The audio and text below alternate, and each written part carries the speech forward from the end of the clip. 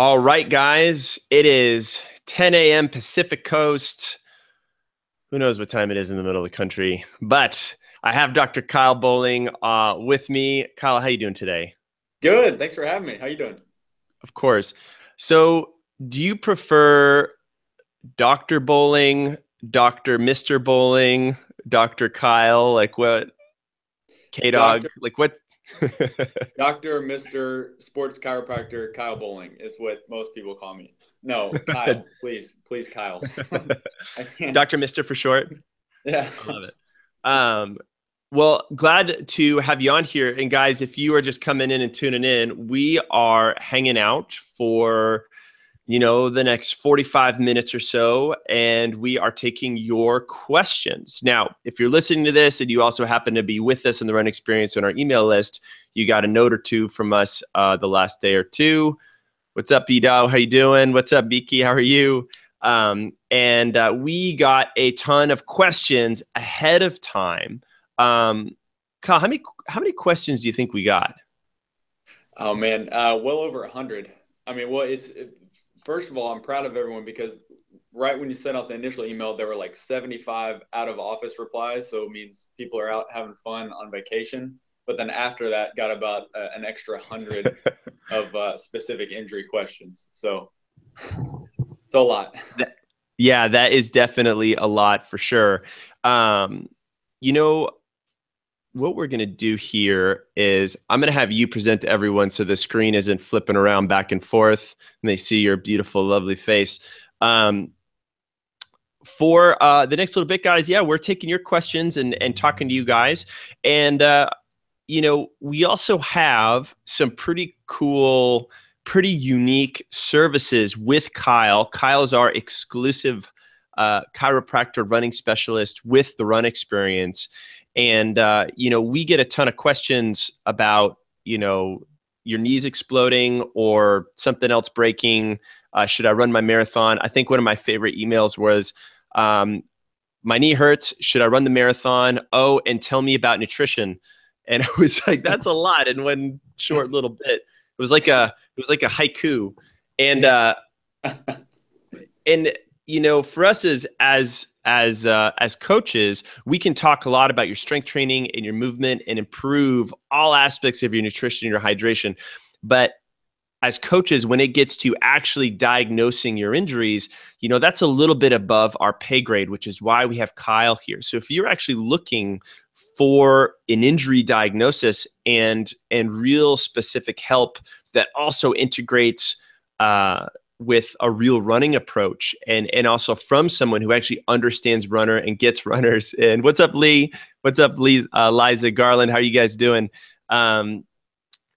Kyle is your man. And what I wanted to briefly show you guys before we get started is that we actually have some, injury, like basically some offers from Kyle. And the first one is this injury consultation. I'll drop the link in the YouTube little hangout here so you guys can see in a second. 30 minutes, you get a video call with Kyle. He takes you through. Actually, Kyle, why don't you talk about it a little bit? Like, what do they go through with this? Sure, yeah. So we've been doing it for a couple months now, and it's worked really well. So you basically click on the link, and then that'll bring up the schedule that we have available, and then it's pretty simple from there. Where you log in, fill out a questionnaire about what's going on, what current injury you have, and then we set up a time and do about 30 minutes on Skype or FaceTime where we figure out the specifics of what's going on. And that it seems like the main two questions are, what is this and can I still run? So we try to get through those first, and then get a little bit more in depth with how to fix it so that you can run, and then more importantly keep it from coming back. And that involves Yeah, some so good. specific injury prescriptions or exercise prescriptions that I'll send you after the appointment. And we've already had a bunch of people go through this, and they've just been really, really sort of happy with this. And then the other thing that we offer is a running gait analysis. What do you talk about this, Kyle? Sure, yeah. So it's something else that we're very excited to be offering. What I've noticed in my practice, where I specialize in working with runners, is I have yet to have a runner come in with an ache or pain that didn't correlate to something that we found in their running mechanics, whether it's Right. an IT band that correlates to hip drop or Trendelenburg gait, as we call it, or chronic patellar or knee pain that correlates to coming down on your heels too hard when you're running. So it's one of those other things we can implement to get as specific as possible to figure out what's going on with the current injury. That's really cool. And they really seem to be two sides of the same coin. But again, guys, all you need is like your phone for this to have someone film you for a little bit. We sure to show you how to do it. And one of the most difficult things I think is just, access to, medicine and care that's runner specific and really good for you guys. And, we got it. You got it with Kyle. So anyway, on to the fun questions. Kyle, did you have any questions you want to get started with? Yeah, I mean, I looking through the questions before we started here, there were a bunch on peroneal tendonitis. So maybe we could start off with that one on the two main things that correlate to that. Let's do it.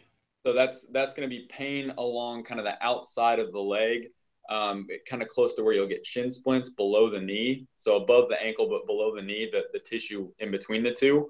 And it seems like during the summer, that's when a lot of people will get on the track and work on speed work. And that's a lot of times when it'll pop up. So the two things I see in an office setting that correlate to peroneal tendonitis, one, if you're running on a shoe with too much stability or there's too much arch support, sometimes it'll cause you to be landing more on the outside of your foot, almost in a supinated type of foot position, which then will irritate the outside of the leg. Or the peroneals work as a stabilizer for the knee and hip. So if those hip stabilizers aren't firing or are weak, a lot of times the peroneals will overcompensate and get start to become painful from there. Yeah, and just some people may not know what a peroneal is, and where it is on your body. So it's like let's do like the quick anatomy lesson. Like what's going on there? Sure. Yeah. So it's kind of the knee bone is connected to the foot bone type analogy, where it's going to be the muscles on the outside of your leg. So if you have your calf muscles in the back of your leg, shin muscles are on the front. The peroneal muscles are the ones that are on the outside of the leg that basically run along the tibia or your lower leg bone that goes from knee down to your ankle. Does that make sense? Wow, right on. It does. It totally does. Very cool. So that's one. So when people need to watch for, and you said, what about the track seems to bother that? Just like the additional speed work, pounding. Yeah, but both of those. I think it's the additional speed work, the pounding. You're getting up on your toes. If you're heel striking, you're coming down a lot harder on your knees and on your ankles. So if there's any imbalances there, a lot of times that'll show up on the track. Right on. I got you there. Okay, cool. So, did we talk about fixes yet? Yeah, the first was checking to make sure you don't have too much stability in your shoe. If there's too much of an arch, that's right. Okay, it's going to cause the foot to land more in a more on the outside of your foot, or a supinated position, as we call it. Or if your glutes aren't firing, the muscles kind of on the outside of your hip, if they're weak, a lot of times that'll trigger the peroneal muscles to flare up as well. That is such an interesting thing, right? Because in this day and age, we're so concerned generally with having more support, and we don't always think that more support, it could actually be just as problematic as too little. So for any of you guys who have, you might even be in a situation where you're swapping one problem for another, right? You were put into something that was, to give you more support, and then all of a sudden you're dealing with some issues on the backside. George asks, hey, can we get a recording of the one-on-one consultation to refer to? I'm sure there's a way that could be recorded. Mm-hmm. Hey, and we got a little background music going on right now. There we go. And there's a way that we could definitely do that, George. And I know that Kyle actually follows up with you with like some notes and some exercises. Like what's the follow-up process? And George, if you guys are just tuning in, listening, Kyle here is tuning in, answering your questions on all injury, run-related things that we'd like to know. And he also has some follow-up services for you guys where you could actually book an individual private session with him for 30 minutes. He will go through your background, your business, your stuff, and give you some fixes. And it could be both as an injury assessment, or you could get your run gait analyzed. Mm-hmm. All right, onward. What do we got next? We've solved the peroneal problem forever. No more peroneal problems. What's the next thing? There were a couple other emails on hamstring tears, like MRI image confirmed, grade 2 is what we call it, hamstring tears, and whether they should still run. Unfortunately, no, you should not still run on a hamstring tear. That's one where, that's one where if we set up an online appointment, that's where I would say, all right, let's find you a good provider in your area that knows runners, because that's going to involve more of an in-depth rehab process, and is a little bit more tendonitis. So what goes into a hamstring tear? Like what is happening? I know you have different grades, and what are some of the signs, right? Like if you've like a pool of blood in the back of your thigh and some bruising, and no one like kicked you there, then it's like that might be a sign. But that's obviously more on the extreme side of things. So what's going on there? Yeah, so there's 3 main grades. Grade 1 is the one that we've probably all had at some point, where it's we call it a low grade hamstring strain. You're running again on the track is a popular time for it to happen, and you feel a twinge, and then it kind of stops you in your tracks. It's something that your body's telling you, hey, don't take another step, because this could get quite a bit worse. So you literally feel something strain or pull. Grade 2 or grade 3 is when it gets into more of the tearing, and that's more of what you alluded to, Nate, where it feels like someone's kicked you, but no one's standing behind you, and then the back of your leg is black and blue. So that was just one of the, I think I saw 2 or 3 emails on hamstring tears. So definitely wanted to get to that one to say, hey, I'm all about keeping you running if it's something we can run through and rehab responsibly. But that's one where I would say, yeah, let's get in pool running mode or aqua jogging mode, and plan to do that for a few weeks to a few months. And just that is just a way to sort of modify that load, and it's really that eccentric load with the hamstring, right? That causes it. And guys, eccentric is the controlled lengthening of the muscle, which is actually what beats up a lot of us as runners, and those hamstrings do a lot of work there. So they're pretty sensitive. A few things off our live chat. Steve says, hey, you can easily record Skype calls with call recorder. It's free, 100%. Troy says, hey, quite often I find that my ankle gets really sore, specifically the area just in front of the ankle on that side.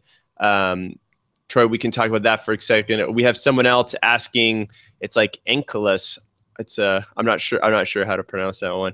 But he asks, where do you jog, walk, or start speeding when you are running? I think we can kind of start anywhere. If it's an idea between the, what speeds we go, we'd probably start with, some easy to moderate runs, maybe 2-3 days a week, if this is a question about starting to run in general.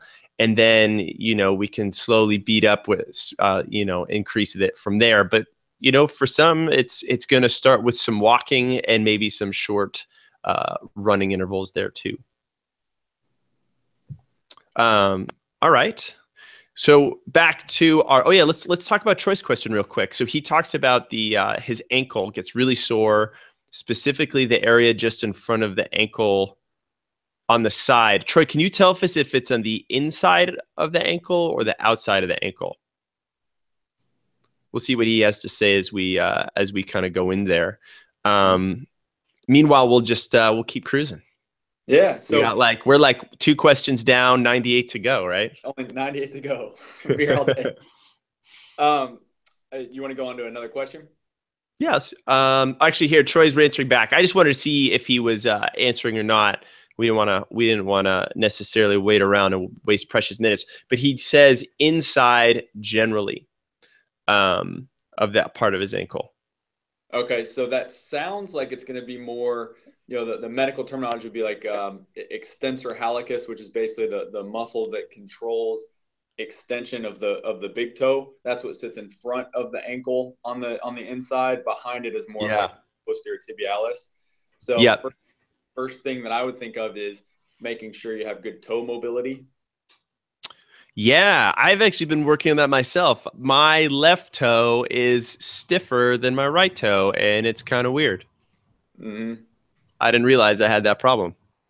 Yeah, I mean that's a big one. That's going to be for a lot of people the first point of contact between your body and the ground when you're running. So that's a big one to help with shock absorption.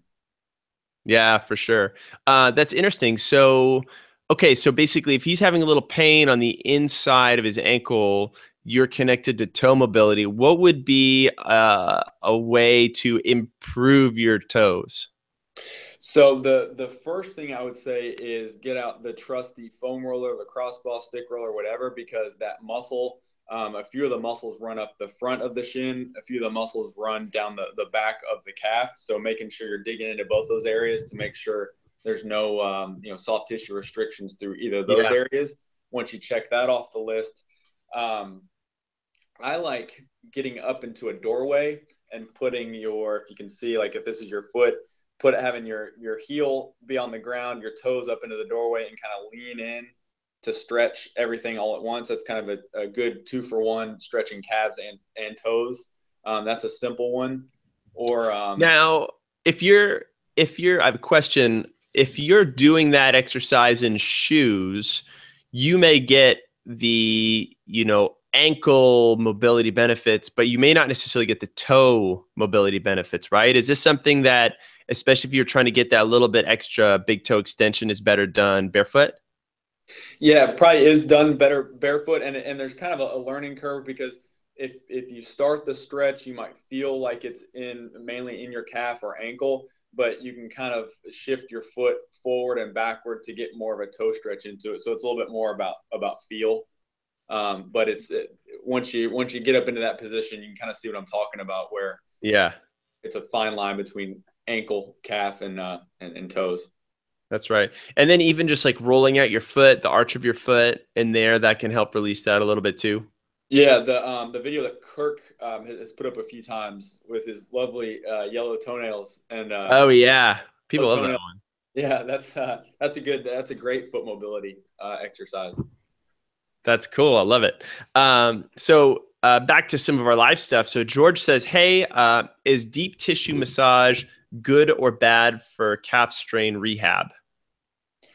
I think good, absolutely. I mean, once you're out of that acute phase of the injury, which is basically the first 48 to 72 hours, you want to go all out, in my opinion, on the myofascial release, whether that's deep tissue, dry needling, Graston ART, just aggressive foam rolling, lacrosse ball rolling, any of that stuff is good. But I usually say wait until that injury is a couple days old to have a chance to recover a little bit. For sure. Yeah. So let it kind of calm down initially. And then the other thing is that if I'm just doing massage alone, I'm probably not addressing the real reasons why I got hurt in the first place. So that means I'm back to assessing my movement, looking at my ankle and hip stability to make sure that's on track. Kyle actually has some really good tests there. And then making sure that my running technique is on point as well. And again, if you were to do a slow motion gait analysis with Kyle, you would actually be able to slow that down and show you all those little things that are happening and give you much more specific advice catered to you. So that's a good way to go as well, George. Let's see here. Now we got a bunch of stuff starting to come in. So Alo says, pain front of the knee where the tendon connects to the shin bone. I have a burning sensation a day after that of running. And she says, feels like tubular tuberosity. We're getting specific. Yeah, so We're drilling down. tibial tuberosity is probably what she's talking about, and that's going to be right where the patellar tendon, which is underneath the kneecap, connects to the tibia, or that, you know, that lower leg bone. So Yep. that's probably a classic case of patellar tendonitis or tendinosis. So first thing we do is check quads, because a lot of times with runners, if quads get tight and start pulling on the kneecap, then that tendon's gonna be pulled excessively as well, and that's when you get the tendonitis or tendinosis of that tendon. So Yeah. look at quads, making sure quads are nice and loose first. Yeah, and there's a lot of different ways we can do that, from soft tissue to deeper stretches. I think one of our favorite stretches collectively is the couch stretch. It's a great way to really address those quads and your hips together. And then, get on a foam roller, get in there, right? Get in those quads and start mashing around. Although it might be one of those situations too, where if it feels a little stiff at first, but then loosens up as you get warm, it's basically that quad kind of opening up. But then once it gets cold, it stiffens up again, and then you're just feeling that pressure right on that knee. Dennis says, yeah, the best exercise to stretch the malleus is going to be a couple minutes of couch stretch a day for sure, and then foam rolling. And we've got videos of both on our YouTube channel, and also obviously in our programs. So Dennis says, hey, I was doing speed work and I stopped to do a 30-second walk and hurt my Achilles. I took a week off. This seems to help. I also taped it with KT tape this last week. That seemed to help. I had a massage also. I heard it when I took off again after the 30-second rest on the track. Yeah. What do you think, Kyle? I mean, I Dr. think Mister? Achilles is one where if you're going to run through it, you gotta ride that fine line between letting it recover and not overdoing it. All of those things you mentioned are good. The KT tape, that would be one where getting more specific into what might have caused it. Usually, it's either calves that are tight that as soon as you stop running will seize up or get cold and start pulling a little bit more on the Achilles. Or if you have shoes that aren't right, or you're overpronating or underpronating, which would put more like torsion or twisting into the Achilles, sometimes that can create it. It sounds like with him though, it's probably calves, because as soon as you stop running, those muscles that are nice and warm start to, like you were just talking about with the quad, start to tighten back up. So that would be one where you keep the tape on there, warm up that calf as good as you can pre-run, with rolling and starting slow, and then just keeping a close eye on it to make sure it doesn't get worse. If it starts getting puffy, if it's starting to hurt real bad getting out of bed in the morning, if you're starting to feel crepitus in the tendon when you move it back and forth, which is kind of popping and crackling going on, that would be a sign to do some cross training for a week or so. Yeah, and Dennis, to really get this figured out, check out those links further up in the comments, and consider doing a session with Kyle, because he'll actually be able to watch you run and zero in on this real quick. Because right now we're able to give like pretty good general senses, but we don't really know what's going on until we actually see it. And for example, if you're someone who just switched different shoes, that could affect it. If you're someone who was told you're a heel striker and now you're trying to run on your toes, all of a sudden from here to here, your calves are going to light up like a Christmas tree from that. Yeah. So it's always a little messy and multifactorial, and it depends on your goals coming up, right? If you have all the time in the world to tinker around on your own, great. But if you have an event coming up that you care about, like, we want some certainty and we want to get this solved quick. Let's see here. Oh, this is kind of a cool question. Elizabeth asks, how does running affect growth plates? I'm in high school and my parents worry about the constant banging on my bones. Will running affect my height? Well, that's a good one, Elizabeth. That's an interesting question. There hasn't been any literature or studies that I've seen that suggest it does negatively affect it. I do think there's something to not running too many miles in high school. Just because, if you develop a stress fracture around that growth plate, that could potentially mess things up for a while. But as far as like, is there anything concrete that said no running because it's bad for growing? There hasn't been anything that would suggest that's the case. Elizabeth, I will say I've worked with a lot of triathletes and swimmers and water polo players. And actually, there is something about doing weight bearing activities that is actually very positive for bone density and bone health. So, in a weird way, actually doing a lot of weight bearing things like running is actually good for your bones.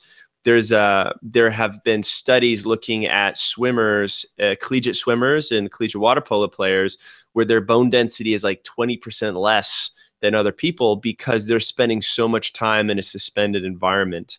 Now, being in high school, Elizabeth, I will say that in this day and age, with the focus on collegiate sports and trying to be the best individual athlete you can be, to not go too far down the road just yet of being the specific runner who does nothing else, right? If you have your running season, but you're also playing some other sports and mixing it up, that will kind of keep you happy and healthy, both physically, but mentally too, right? Because you go back to running, you'll be real excited about it. Right. Let's see here. Jeff asks, hey, what is needed to do on the customer's end for the gait analysis? What do they need to do for that one, Kyle? So let's say they sign up for that. Yeah, it's very similar to signing up for the one-on-one injury analysis. You basically log on to the website or click the link and then pick out the day and time that works best. And then between when you sign up and when we actually get on our call, you need to take two separate videos, about 15 to 20 seconds in length of you running from the side and then running from behind. And this can be outside, on a trail, across a field, on a treadmill, whatever. And then email those to me before the appointment so I can plug them into our software and get going with looking at the mechanics. So it's pretty straightforward.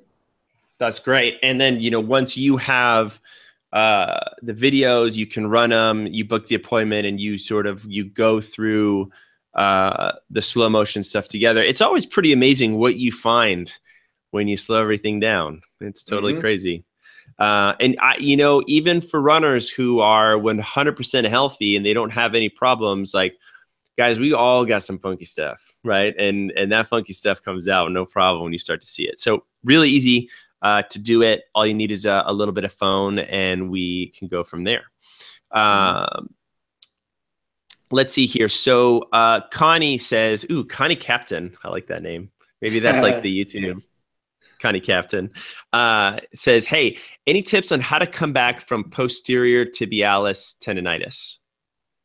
Yeah, so that was another one that I got a lot of emails on, posterior tib tendonitis. That's another one where it's usually caused from restriction in the calf, just because that posterior tibialis muscle sits right in front of the calf. So if calf gets tight, it starts pulling on it. So you want to make sure the gastroc, which is the big meaty part of the calf, is loose, as well as the soleus, which is right below that on the back of your leg. And those are like the for lack of a better word, like surface level calf muscles, right? That you sort of feel. And the posterior tib that's like sandwiched between that and your actual shin. Yeah. So a lot of shin splints that occur on the inside of the shin as opposed to outside. Yep. What's causing pain is the posterior tibialis muscle. Yep. So it sits kind of deep right next to the bone. So a lot of people think, when they start getting pain there, they're worried they instantly have a stress fracture. In reality, it's just the posterior tib, but when it hurts, it hurts bad. Yeah, it's not fun. So, okay, so really we're going after the calves to release that. And so you're doing sort of your mobility. Okay, like what's some of the next steps to be careful for, any did any like shoes flare this up? Are there any types of runs that bother this? More speed stuff or more hill stuff versus like flat running? Yeah, so like the first thing I would say to do is go back and reference the video that Nate and I did for plantar fasciitis in Boston. The standing one leg squat test is a good way to figure out if this is more of a stability posterior tib or a mobility posterior tib. If it's stability, that's where foot strength and proper shoes come in, where if you go down to that one leg squat and everything starts rolling in, on that side, having the posterior tib pain, that's a good indicator that along with calf mobility, you want to make sure feet are strong and stable. So doing exercises that strengthen your feet, and then having proper shoes as well. Totally. So Jan asks, hey, do you have any familiarity with turmeric and I think cumin for swelling and pain? I know that Elizabeth likes to mess around with that a little bit. I don't know how much turmeric someone has to, turmeric, Yeah. Tumor.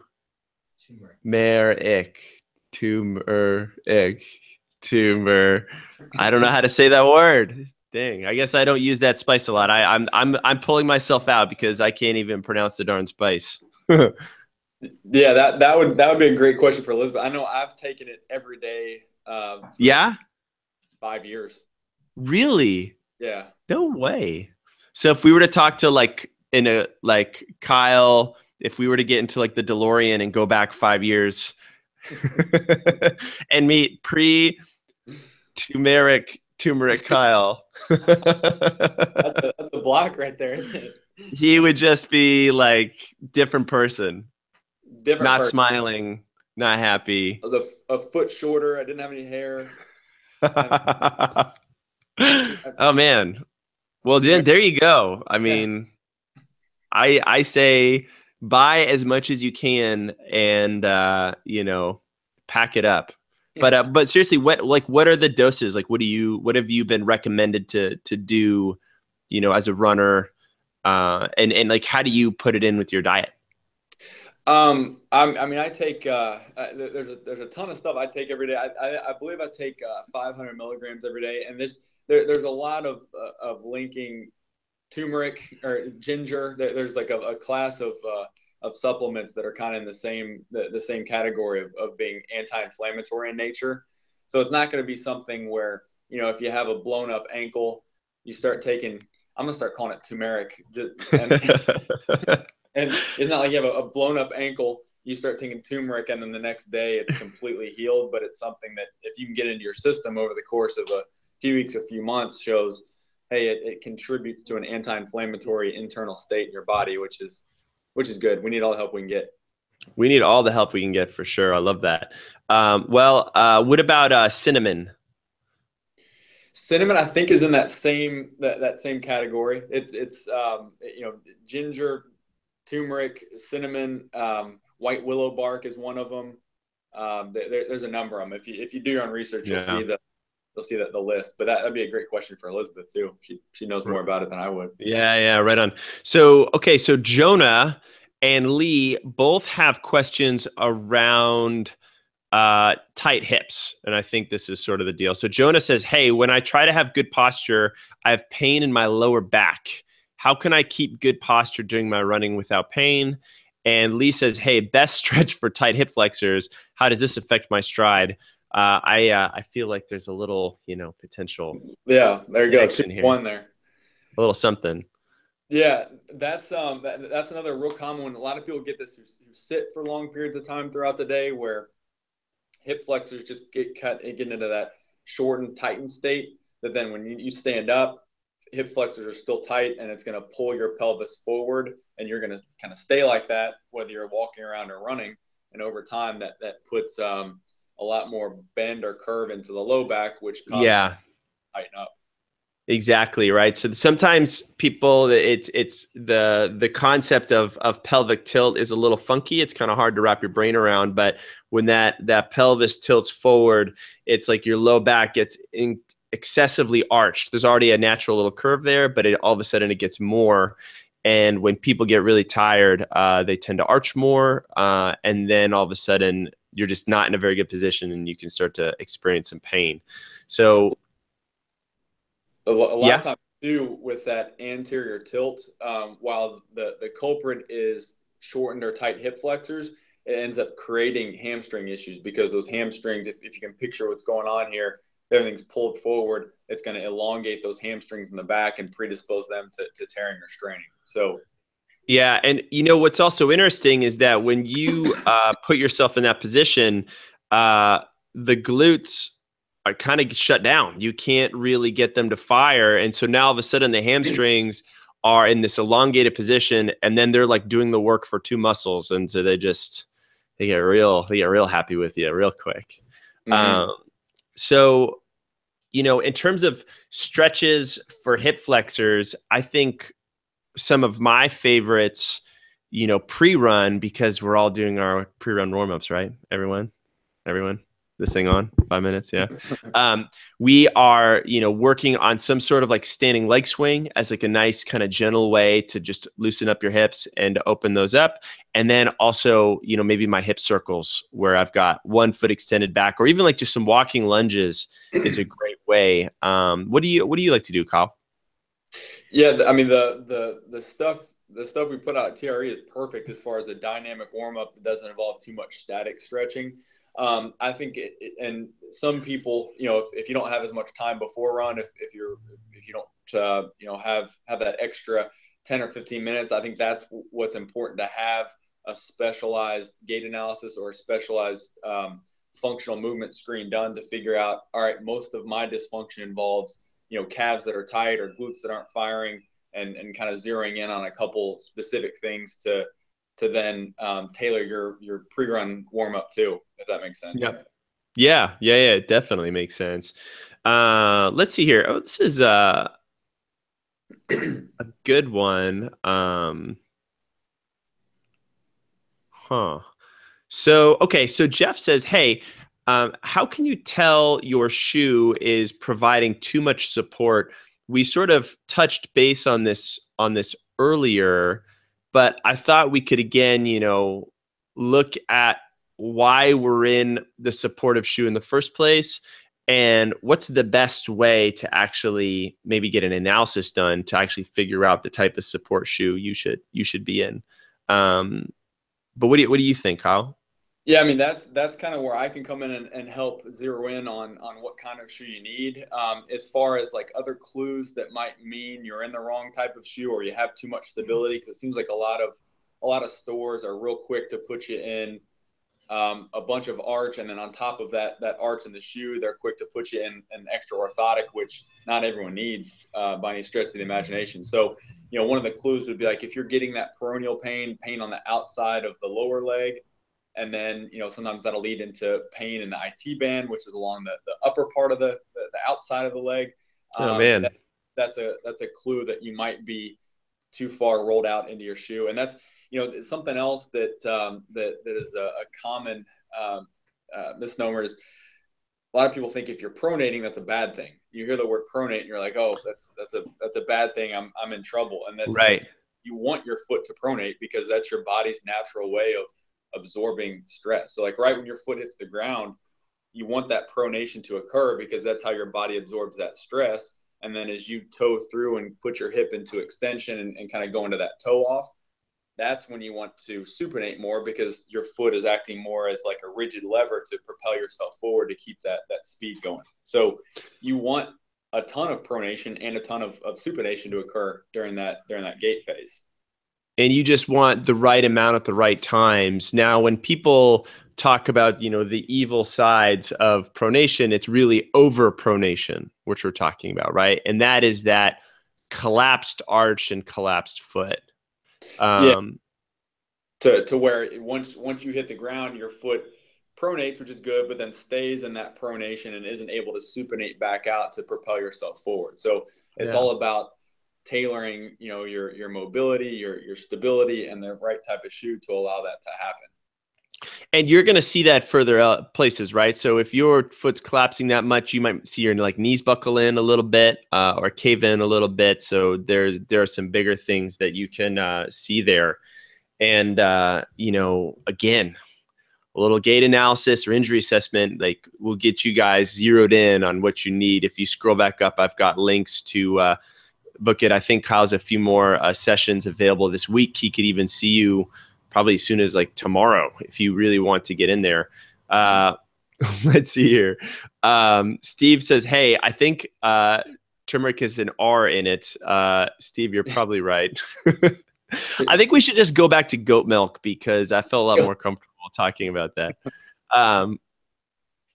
let's see here. We had I think we had one or two more that was in here that I thought was interesting. Um, okay, so Nadine asks, "Hey, can you say what the best exercise is to release a like a Charlie horse or cramp in the calf while on an actual run? Is it okay to keep running after? Well, That could be like a little muscle cramp or something." yeah, I mean that one's kind of tough because it could be from dehydration. I would say more times than not, though, at least what I see in a clinic or a office type setting is that you're actually straining your calf and it just feels like it's cramping up. Like a low grade calf strain feels a lot like a muscle cramp, and so a lot of people Hmm. incorrectly then try to run through it, in which case it turns it into something worse. Something worse. So I would say first, that's probably another one to have evaluated. If it truly is a cramp in the calf, you'd want to stop, get some water, do some extra hydration before, during, or after, and then do the normal foam roll, lacrosse ball mobility mashing type of technique. If that doesn't take care of it right away, though, I think we assume that it's more of a low grade strain, in which case that's unfortunately when you can't run through typically, and you have to take a little bit of time down for and rehab it the right way. But the earlier you catch these things, that downtime is a lot less. Yeah, yeah. Usually, like when someone's coming to the office, they've turned like one low grade calf strain into like 10 because it happens. Yeah. I think it's a cramp. You're like, oh, that hurts. I'll just stop and try again tomorrow, or I'll take one day off and get back to it. So that's not enough time for it to recover, and then it ends up being where you would have just needed to take a couple of days down, it turns into a couple of weeks down, which we don't want. Yeah, guys, and having options is really nice that work. I know sometimes it feels like if we're not running, we're not really doing anything. And if we can't run our standard distance mile or run, whether that's 3 miles or 5 miles or 10 miles, we get into an all or nothing mindset. It's like, oh man, if I can only do half of this, it's not even worth it. It is worth it, right? It's totally Absolutely. worth it to modify those things. And, like, hey, if your calves are bothering you, like, you could get your butt into a gym and, maybe get on a bike, maybe get on a rower, maybe take a little class, swing a kettlebell, do a little squatting. There's so much work you can do to actually improve your running. And a lot of times these little injuries, at least for me, on the coach side standpoint, they actually give you the room and space to do the non-running work that you actually need to do to be a better runner. So if we kind of take it in stride in that respect, it can be a little blessing in disguise. Absolutely. What do we got for more? Let's go back to some email questions. Sure. Yeah, let me bring that up real quick here. So this is one from Mike C. He doesn't have a specific injury now, but it's more of he believes he's in more of a pre-injured state. He wants to know what's going on when his calves and feet are feeling stiff when he wakes up in the morning for the first couple steps. That's a real You're getting common. old, Mike. Sorry, I'm just kidding. I don't even know. Yeah. That's a real common one. That's usually a time to listen to your body where I would agree you're not really injured there, but that means, all right, those areas, your feet and your calves are kind of lagging behind and recovering from day to day. So I wouldn't necessarily tell you to not run through something like that, but that's a sign to spend that extra few minutes on warming up those areas with the mobility, and then definitely starting to run nice and slow on a flat road or treadmill or whatever to make sure it gets warmed up adequately. But that's Yeah, usually something to listen to, because if you don't listen to that and force through it, that's when it turns into actual injuries. right. So we want to be pretty thoughtful there. And those are some of like that kind of waking up like pain in your heel or the bottom of your foot. That's, as far as I understand, pretty classic presentation of like kind of plantar fasciitis-y issues, right? Mm-hmm. Yeah, and it's especially common when you wake up because when you sleep with your toes pointed down, and that's called a plantar flex type of state. So all those tissues are in a shortened state while you're sleeping. So then, right when you jump out of bed, land on the floor, and you put that quick stretch into them, they're gonna they're going to scream at you for a couple of minutes. So you got to be careful. Yeah, you do got to be careful. Well, guys, if you're just tuning in, we have Dr. Mr. Kyle Bowling, who is our resident injury specialist. He's also a pretty darn good chiropractor and a pretty darn good runner and a hell of a nice guy. We'll just keep adding it on there. And he's yeah, right. And he is taking your questions on injuries and other things with your body. We're getting towards the end of the hour. We're trying to get to a lot of you guys and cover major bases. If we can't get to you, you can still book a private session with Dr. Kyle. I think there's still a few spots left for the next week or two. I put the links up in the comments up at the top, and there's a link for a running gait analysis and also an injury assessment where you would get a 30-minute appointment with Kyle on video, and he would be looked through the questionnaire that he already sent to you that you filled out. Depending on what it was, he might ask you to videotape yourself doing a few basic movements, and then he can analyze that with you and then give you exercises to make yourself better. So it's a really good value and something that's really, really worth checking out, especially if you guys are looking for that extra little bit of specificity there. I don't think I said specificity right. I think I said something else. We knew what you meant. Up. It's like the turmeric thing, you know. I mean, I don't even know. So let's go for one or two more email questions, then we'll do a little speed round. Finish things off.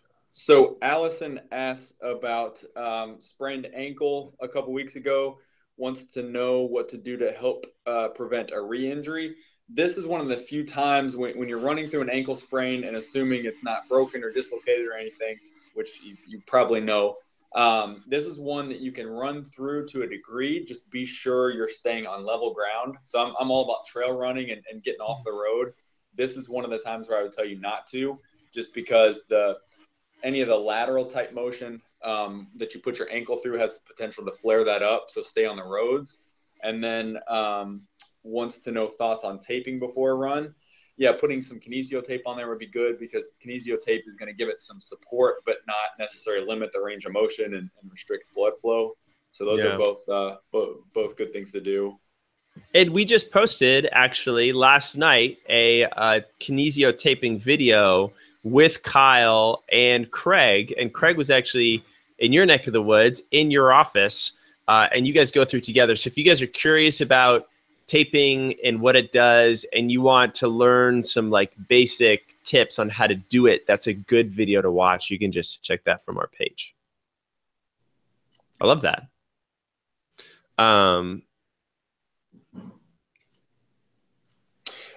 Here's a question from Mary Catherine about is currently wearing a stability shoe to correct pronation. Should I strive to move into a more neutral shoe by strengthening my arch and correcting her gait? Yes, but that should be a very slow transition.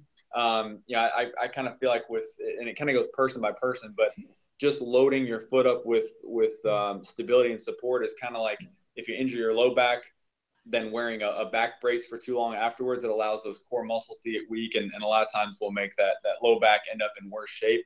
Our feet kind of function the same way. So, if you've been placed by a medical professional in a stability shoe, stick with that, but then also be hammering on, foot strength and things like that on your own, and then, slowly decrease that stability in the shoe until that the strength is where it needs to be. Yeah, I think an easy test and way to improve things from a foot strength perspective, I know that as runners, when we tend to get into our running shoe from the store, we tend to wear that shoe all the time. It's just sort of like pervasively invades our day-to-day lifestyle and our workout. So every workout we do, we're in those shoes. We start walking around, we're in those super supportive shoes. And as Kyle says, your feet are just going to fall asleep on you. They're not really going to be functioning. So one potential way to start to improve your feet is, just as Kyle said, stay in those supportive shoes in your runs for now, go a very slow transition. But if you are walking around running errands, going to the grocery store, you're in your house, practice being barefoot or being in a less supportive shoe And those hours of you walking around every day, minus the impact of running, is actually just going to develop that foot strength as you need it. That can really help. Okay, we got a couple more minutes. Let's go through some speed round ones. And this is a hard speed round, but are you ready, Kyle? That's good. All right. It's like one sentence. You're going to love this. This is so great. So VJ says, and you can only respond with one sentence, okay? Are you ready? Okay. So VJ says, hi, I recently started running and I have total pain in my body. One sentence for that? One sentence. Beginner running program. Craig says beginner running program. Sign up for that shit. That'll be really good. Yeah. My one sentence would be, starting now, normal to hurt all over right when you start running. Keep at it. It sounded like you were reading a telegram. You're like, send help, stop. Morse code. Can I add on to it with Morse code? Rizwan says, I know what they're hard. Rizwan says, my groin pain comes and goes. It's been over a few months. What should I do? Really need help. I saved the best ones for last. That would be one to consult a specialist in your area that knows runners. Yes. I think that's good. And we want to make sure what that groin pain is, get it checked out by a medical professional. And if it's just a running injury, we can do it. See how much worse I am at this than you? Like I've already gone way past one sentence. All right. John Patrick Riley says, alignment problem where big toe and right foot is not even being engaged in turnover. Right lower back, knee, ankle, and foot angry with tendonitis. Gait Analysis. Gait Analysis. So, John, checking out our running gait analysis, booking a session with Kyle, I think would be a really good way to get this thing figured out. There might be some issues with, we talked earlier in the coaching call about the role that the big toe plays and its ability to both flex and extend. And when that is off, that actually affects everything further up the chain. So really, really important to get that checked out. Garland says, and Garland, I know you posted this question earlier and I didn't get to it. My apologies. My right lower back muscle acts up sometimes, sore, slight pain, and stiff. I can't seem to figure out the cause. Haven't changed anything. Any suggestions you experience for one side back issues? Yeah, I see it all the time. That would be, I mean, the first two things I'd look at, one would be if there's any of that anterior tilt on the side where there's pain, or if there's any with, going back to gait analysis, if there's any lateral tilt or shifting. A lot of times that will mean like one side of the core is weaker. That's like 5 sentences. So sorry, but I know that's okay. Those would be two common things that would be the underlying cause of that. For sure. So good things to look at that for as well. So cool. Well, guys, once again, thank you for hanging out with us and posting your questions in. I think we got to a whole bunch of them. We didn't get to, of course, everything, but I just want to show you guys this thing again. You have the ability to actually get a session booked with Kyle. Hopefully you guys are seeing my screen. Kyle, are you seeing the screen? I'm seeing your screen, yeah. Okay, cool. So you're a little seeing the injury assessment, guys. You can do a 30-minute injury consultation with Kyle. Guys, we have so many great free resources online. We've got great running programs that teach you a lot about mobility and strength and how to do it. And if you're someone who wants to tinker, those are perfect places to start. But if you need a more solid answer, like right now, what I would do is cut right to the chase, book a session. It's like $65 with Kyle. So a little bit of an investment depending on where you are, but one that will give you very immediate, tangible action plan to follow. And it will help lead to results for sure. Call it the gait analysis too. Yes. And the second thing we have, if you're not necessarily injured or the injury is a lower level and you think it's going to be more, well, they're always movement related, I would probably go for the slow motion gait analysis. And what that's going to actually tell you is, you know, what your body's actually doing when you run, because you might be thinking about all these things and you're like, well, I'm watching a lot of videos and I'm paying attention to my form and I'm doing run drills. All of those things are fantastic, but what we do, what we think we do and what we actually do aren't always the same thing. And then the other beautiful thing about this is that Kyle can really look at that next level of detail in terms of exactly what's happening with that knee, what's exactly happening with that ankle or that foot, and give you some really good tangible stuff to follow as well. Yeah, and like I said, I got probably, I don't know, 7,500 emails, and I'll get to all of them. So if we didn't get to you today, sorry about that, but I'll be responding to you over the next few days or week, and we'll hopefully get some progress from there. Awesome. Well, Kyle, once again, thank you so much for hanging out with us and for chatting. For everyone else, guys, we'll see you online. Craig and I are going to be back here at TRE HQ on Thursday for our live show, so you can come on in. Some good stuff for you guys this week. Craig's got some cool stuff from his like weird nutrition and food things. That's going to be great. He's actually right over here. Anyway, guys, you guys are amazing. Internet high five. Go forth and run, and we'll chat soon.